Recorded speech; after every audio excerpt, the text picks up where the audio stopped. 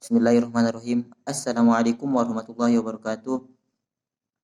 Perkenalkan, nama saya Muhammad Ikrom, NIM E2019-2181. Saya di sini akan menjelaskan kembali materi yang telah disampaikan oleh Bapak dosen Abdul Wadud, yaitu materinya yaitu tentang prinsip dasar ekonomi Islam.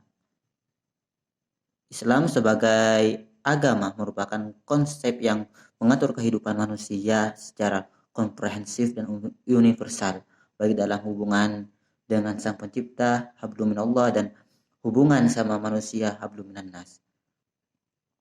Ada 3 pilar pokok dalam ajaran Islam, yaitu akidah, komponen ajaran Islam yang mengatur tentang keyakinan atas keberadaan dan kekuasaan Allah. Seorang muslim manakala melakukan berbagai aktivitas dimulai di muka bumi semata-mata untuk mendapatkan keridhaan Allah sebagai khalifah yang mendapat amanah dari Allah. Nah, jadi di sini manusia melakukan apapun di muka bumi ini semata-mata mengharap keridhaan dari Allah, melakukan segala hal sesuatu.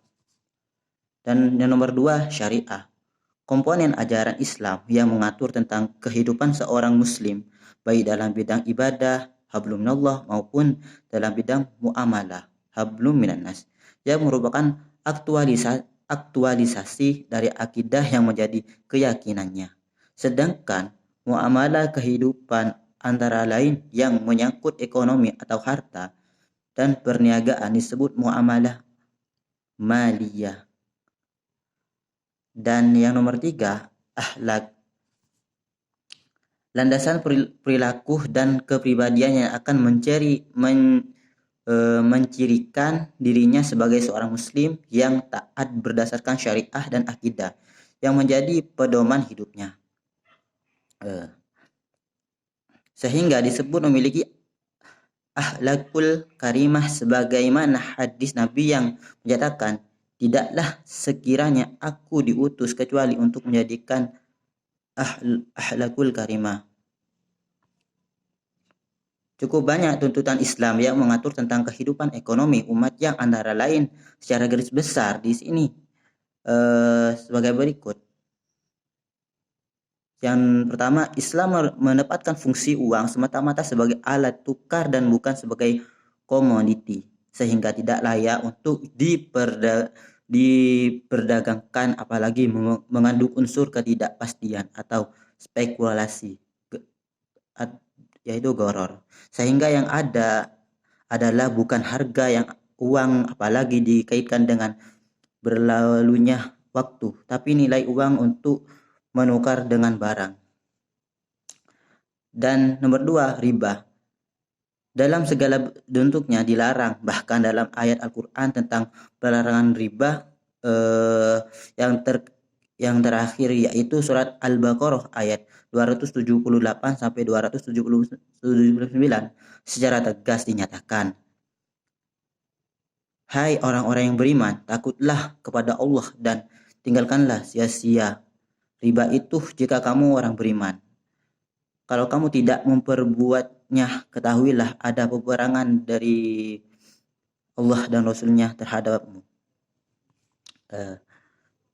Dan nomor 2, larangan riba juga terdapat dalam ajaran Kristen, baik perjanjian lama maupun perjanjian baru, yang pada intinya menghendaki pemberian pinjaman pada orang lain tanpa meminta bunga sebagai imbalan. Jadi di sini di ajaran Islam juga ada larangan riba. Di ajaran Kristen juga ada larangan riba. Berarti di sini bisa disimpulkan bahwa riba di sini sangat berbahaya dan sangat haram. Dan kita harus menjauhi yang namanya riba di sini. Meskipun masih ada sementara pendapat khususnya di Indonesia yang masih meragukan apakah bunga bank termasuk riba atau bukan, maka sesungguhnya telah menjadi kesepakatan ulama, ahli fikih dan Islamic bank di kalangan dunia Islam yang di kalangan dunia Islam yang menyatakan bahwa bunga bank adalah riba dan riba diharamkan. Jadi di sini bunga riba di sini diharamkan oleh di kalangan dunia Islam. Tidak diperkenankan berbagai bentuk kegiatan yang mengandung unsur spekulasi dan perjudian, termasuk di dalamnya aktivitas ekonomi yang diyakini akan mendatangkan kerugian bagi masyarakat. Dan nomor seterusnya, harta harus berputar, diniagakan sehingga tidak boleh hanya berpusat pada segelintir orang, dan Allah tidak menyukai orang yang meninggalkan harta sehingga tidak produktif. Oleh karenanya bagi mereka yang mempunyai harta yang tidak produktif akan dikenakan zakat yang lebih besar dibanding jika diproduktifkan. Hal ini juga dilandasi ajaran yang menyatakan bahwa kedudukan manusia di muka bumi sebagai khalifah yang menerima amanah dari Allah sebagai pemilik mutlak segala yang terkandung di dalam bumi, dan tugas manusia untuk menjadikan sebesar-besar kemakmuran dan kesejahteraan manusia.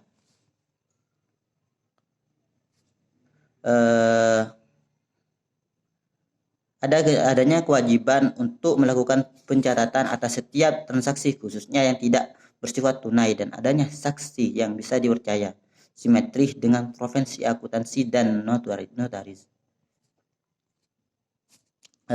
Dari uraian dan dari video yang saya lihat dan saya memberikan gambaran yang jelas tentang prinsip-prinsip dasar sistem ekonomi Islam, di mana tidak hanya berhenti pada tatanan konsep saja, tetapi tersedia cukup banyak contoh-contoh konsep yang diajarkan oleh Rasulullah, yang untuk penyesuaiannya dengan kebutuhan saat sekarang cukup banyak ijtima yang dilakukan oleh para ahli, fikih, di samping pengembangan praktek operasional para ekonomi dan praktis lembaga keuangan Islam sesuai sifatnya yang universal, maka tuntunan Islam tersebut diyakini oleh selalu relevan dengan kebutuhan zaman, dan dalam hal ini sebagai contoh selalu adalah pengembangan lembaga keuangan Islam seperti perbankan dan asuransi. Mungkin hanya ini yang bisa saya sampaikan, kurang lebihnya mohon maaf. Wabillahi taufiq wal hidayah, ridho wal inayah. Wassalamualaikum warahmatullahi wabarakatuh.